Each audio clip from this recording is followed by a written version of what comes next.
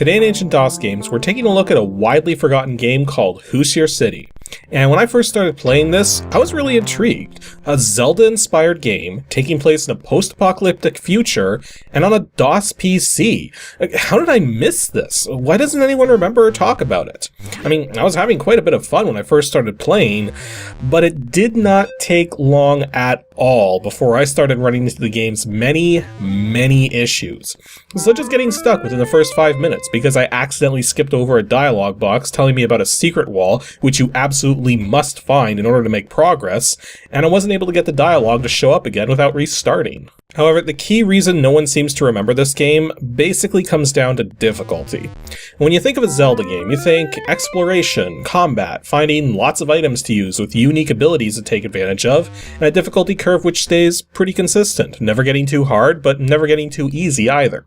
Plus, you can always restock yourself from the drops from the enemies, or in the later Zelda games, from the environment as well. Hoosier City's difficulty is about on par with Battletoads, starting off relatively benign and then slamming you into a freaking mountain before you know it, with minimal exploration, very little in the way of item drops, most of which barely help you out, an array of similar weapons instead of unique and interesting usable items, with the usable items mostly amounting to just bypassing obstacles by running into them or shooting them, and the enemies may start off not so bad, but their health shoots up, they attack rapidly, take off multiple hearts of health with each hit, and to top it all off, every enemy has a specific weakness, so you're frequently switching your weapons just trying to deal with them, instead of letting the ammunition limits naturally dictate weapon usage. And this is just the tip of the iceberg.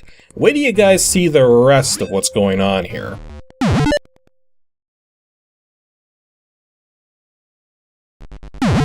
Hoosier City was developed by a small indie team known as Wetware, and was published through MVP Software in 1992.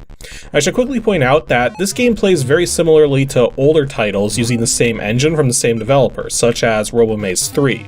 But I decided to go with this one first because, well, I actually learned about Hoosier City before RoboMaze. It's a one-player action-adventure game, which has some very curious video and audio support. In terms of video, it's one of the very few games out there to use the EGA 640x200 16-color video mode, as many games opting for EGA would either stick with 320x200 or go all the way with the high resolution and run in 640x350. So I'm not really sure why they decided to go with 640x200 instead. As for the audio, it supports both the Sound Blaster and PC Speaker for sound effects, simultaneously. The game mixes both kinds of sound effects together, and it can be very disorienting how some sounds use one and some sounds use the other. Made stranger by the fact that all the sound effects are FM synth, but because they run through Creative's CT voice drivers, AdLib users are stuck without them. There are a few music tracks as well, but they only play back when the game's at a standstill, rather than during the actual gameplay. As for its current release date, it's technically freeware now, and the full registered version can be downloaded from the MVP Software archives at www.mvpsoft.com. Although I say technically freeware because after I covered Pickle Wars, I've since learned, partly thanks to the author of that game, what ended up happening with MVP Software and why all these registered games suddenly became freeware. Basically, the owner of MVP Software has long since passed away, thus his son came into possession of all of this gaming material and subsequently decided to release it all online for free. But he failed to check if it was completely legal to do so, as not all the software agreements between MVP Software and the developers gave MVP unlimited distribution rights. This is why I took down the link on the Pickle Wars video, since Pickle Wars is still actively being sold by Redwood Games, and the distribution contract MVP had with Redwood Games had long since expired. For the moment though, given that Wetware only developed games for MVP, and given that I can't find any trace of their existence online, it's probably a little safer to assume that Hoosier City is free and clear for downloading. I know this is the kind of thing that a handful of you are just going to roll your eyes over and download without even thinking about it because it's DOS, it's old, but hey, for those of you with lawful good alignment, I feel providing this information is always the most respectful thing to do for the original developers, even when the game itself makes me want to pull my hair out. So there's actually a significant amount of backstory to the game, but it feels completely worthless because the story really doesn't match what's actually happening in the game. I mean, you're supposed to be playing this elite warrior who has total control of a particular city, and as you go to investigate Hoosier in a freaking helicopter, you get shot down, crash land, and now you're surrounded by straw huts. Your only armament's a sword, and you find an old-style flashlight right on the first screen of the game. Plus, even though the game alludes to the inhabitants of the city being mutated in the story, it seems instead of being turned into grotesque abominations, they are now orcs. I mean, really, couldn't you tell? There's also a market in this orc village which supplies various forms of ammunition, but the prices make absolutely no sense. A pack of 20 pistol rounds costs $500, which may sound like a ton of cash, but you find money in $100 increments, and you'll only be using the pistol against tougher enemies once you acquire it, so it's not really that bad. But then $1,500 for the bombs? The bombs are really hard to make effective use of and are best suited for stationary targets, so $1,500 seems a bit much, and holy jeez, $4,000 for the flamethrower fuel? It's barely that much better than the pistol, but it's 8 times the cost? And once you make a little progress, you find yourself dealing with a skeleton. It's kind of tricky because your sword doesn't hurt it, and it takes several hits with the axe, which has longer range than the sword, but can't be thrown as rapidly. So, naturally, what would you expect for your next challenge? Why, 3 skeletons, of course, or wait, 4?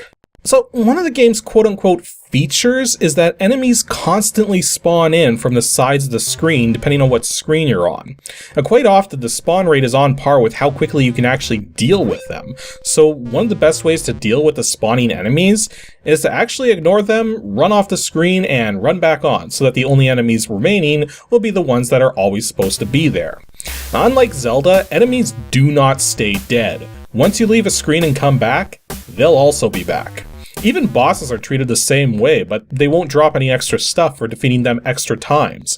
Not to mention, many of the bosses end up getting recycled as normal enemies later in the game. You might also think that constantly respawning enemies would be good for item drops, but item drops are very infrequent in this game. Not to mention, depends on the kind of enemy. So once you get past the first part of the game, you're going to find money drops surprisingly rare, simply because you're not fighting the kinds of enemies which would drop them. This means if you need to buy something to make progress, you need to grind the weaker enemies, which have the more frequent but still fairly uncommon money drops. So yes, this is a super difficult Zelda clone with grinding. What could possibly be better than that? Well, some of you might be wondering by this point how you restore your health. And if you've been searching the straw huts and caves, you'll have been finding max health potions which restore you to maximum health and bring the maximum up by 1 heart. But these don't come back, and full health drops from the enemies are super rare. So if you're ever in a bind and you need more health, here's how you do it. Save scumming. For those of you unfamiliar with the term, save scumming is where you take advantage of how a game's saving and loading mechanics work in order to make progress. Health drops are rather infrequent in this game, save for half hearts and single hearts, which restore a pitifully tiny amount of health compared to how much damage everything does. Plus you have extra lives, and if you run out of those, you go back to the last checkpoint rather than respawning on the screen you died on. By saving your game and immediately reloading, you get all of your health and lives back, keep all of the stuff you had when you saved, and you go back to the last checkpoint. The only drawback is that your score resets. So I guess if you're trying to go for a high score, this isn't a viable strategy, but screw it. This game's an adventure, not an arcade game. I don't care about the score. Anywho, I'm going along fighting dudes, and now I'm fighting a tank. A freaking tank! Let's go over my armaments. I have a sword, an axe named Skeleton Slayer, a pistol, a rifle, and some round bombs.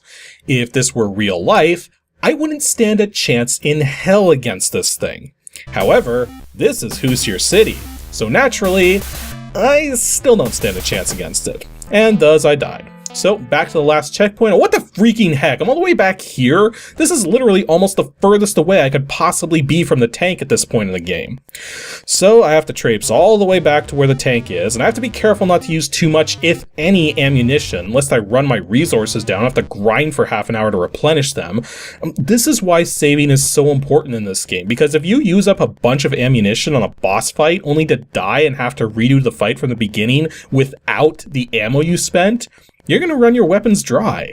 On the flip side though, getting to where I want to go after defeating the tank is easier if I start from that earlier checkpoint. So once I destroy the tank, I just save and reload, thus bypassing having to backtrack through the harder sections I had to go through to get to the tank in the first place. And I should point out, it's hard to call this cheating when your score is reset, and the same thing would happen anyways without resetting your score if you just ran out of lives. By the way, nothing works against the tank, well, at least not well. I tried unloading a massive amount of bullets into it, and it didn't really do anything. The only way to beat this thing is to do your best to get into this tiny little corner right down here where the tank can't hit you, and where you can just plant a bunch of bombs until they take out the tank. Now, defeating the tank gets you the flamethrower, a pivotally important weapon, for it has a secondary function so powerful, so legendary, that you cannot continue the game without it. It burns down a flower blocking your path. That's it. That's all you need it for. Just to burn away a tiny little flower. I guess whenever somebody talks about stopping to smell the roses, they're talking about this guy, this elite warrior who controls an entire city and wields swords and machine guns, who just can't help himself but stop and admire the sight and fragrance of a pretty red flower. He can't even walk around it. Freaking tramples over the yellow daffodils though. Anyways, before we talk about the rest of the game, we need to switch gears. I know some of you are probably watching this footage and thinking you can ace this game in your sleep, but no, you have no idea how insidious the difficulty that this game is. And unless you're paying extremely close attention, you probably haven't noticed the two major things going on which are causing this game to be even more difficult than it looks. Firstly, the controls. The controls in this game are fairly responsive and very simple, so controlling your character in the most basic sense isn't really the problem. It's that, unlike a Zelda game where you move instantly and in pixel-based increments, here everything is locked to a grid and you do not start moving the moment you press the key down. When you're at a standstill and you press a movement direction, your character immediately faces in that direction, but it still takes a couple frames of gameplay before you actually start moving. Now if you're already moving, pressing a different direction will immediately move you in that direction. But let's say you end up walking into a wall. You've now stopped moving, meaning when you try to move in a different direction, even though you were technically running headfirst into a solid object, you now have that delay again before you start moving again. This makes getting through narrow openings extraordinarily aggravating, since you have to be super precise about it, while the controls are being inconsistent about whether you move immediately or not. Not to mention the original Legend of Zelda gave you a full half-tile height of leeway, but here, you get none. But the other thing going on with the difficulty is the AI. Now, normally when you look at these old indie titles, the AI is typically not that great. It's usually very basic, follows very simple algorithms, nothing too fancy going on. The AI in Hoosier City is actually really freaking good. In fact, it's probably too good. As mentioned, the game follows grid-based logic, where everything is locked to quarter-tile increments. Well, the AI not only knows this, but it abuses it. Every enemy in the game capable of movement has one basic goal: move onto your position. But it has two different modes it can be in when trying to accomplish this: moving straight at you, or searching for a position to move straight at you from. During this search, if there's enough space around it, the AI will ultimately pick a position to approach you from, which completely dodges your weapon. The only way to hit the enemy when this happens is to spend several frames reorienting yourself so your weapon will actually make contact. But that's time you're spending not attacking while the enemy is coming at you with guns blazing. Because of how brutal the enemies in this game can be, there's three basic strategies you can use for dealing with them. The first is to position yourself with a solid object between you and the enemy you want to attack. This can be used to try and make it possible to launch your own attacks without being as susceptible to attack yourself, but this can take time to set up, and enemies are probably going to spawn from the edges during this time. The second strategy is to take range into consideration, and to attack with a weapon with a longer range than your opponent's weapon. The third strategy is to just fire at the enemies as fast as you can and hope for the best, which often works out better than trying to be smart about it. Actually, there is one other strategy. And that's to just run straight into your enemies, or let them run into you. Because when you die in this game, you don't slump to the ground in a pool of blood. No, this elite warrior is way more cunning and devious. For you see, when he dies, he explodes. And this explosion is literally the most powerful weapon you have in the game. It even takes out the final boss in the first chapter, and I wasn't even trying to fight it that way. The boss just sort of beelined right for me and just kept ramming into me until boom, down I go, down it goes. The only difference is that I'm the player, so I get extra lives. Also, the guys who talk to you throughout the game keep going on about this dragon I have to fight, and the game starts throwing lots of extra stuff at me to help me fight it. Heck, it even gives me not 1, but 2 extra lives, totally convinced this dragon is going to be the most terrifying and fear-inducing thing this game has to offer, and that it's going to be more than I can handle. What kind of dragon could this possibly be? It's going to be big and grotesque with clashing colors and a gaping maw and soulless eyes, and... It's Barney. Barney the Dragonsaur? Barney the Dragonsaur.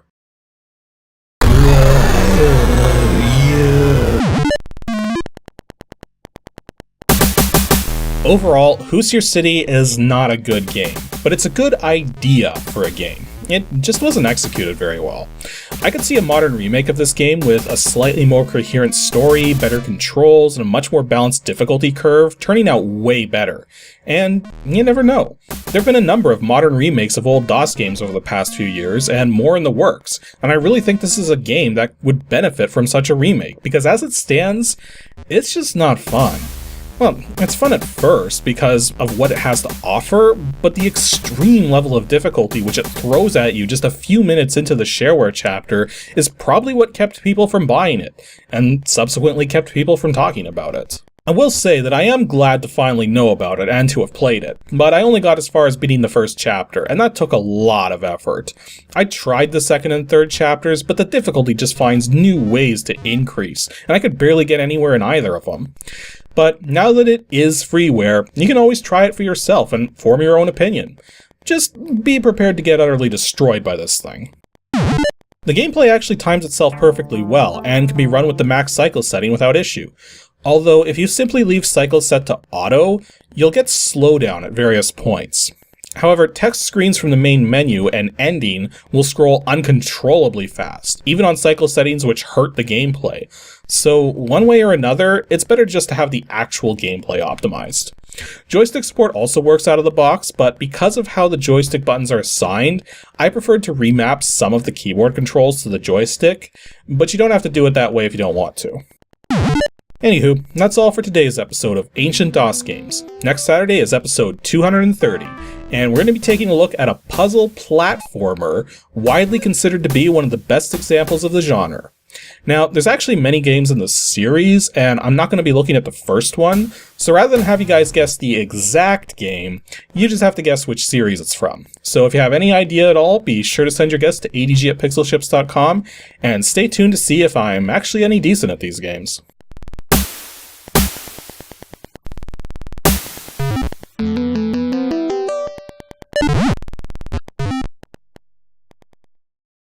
Thanks for watching, everyone, and special thanks to those of you supporting me on Patreon. Here's just a small sample of you guys.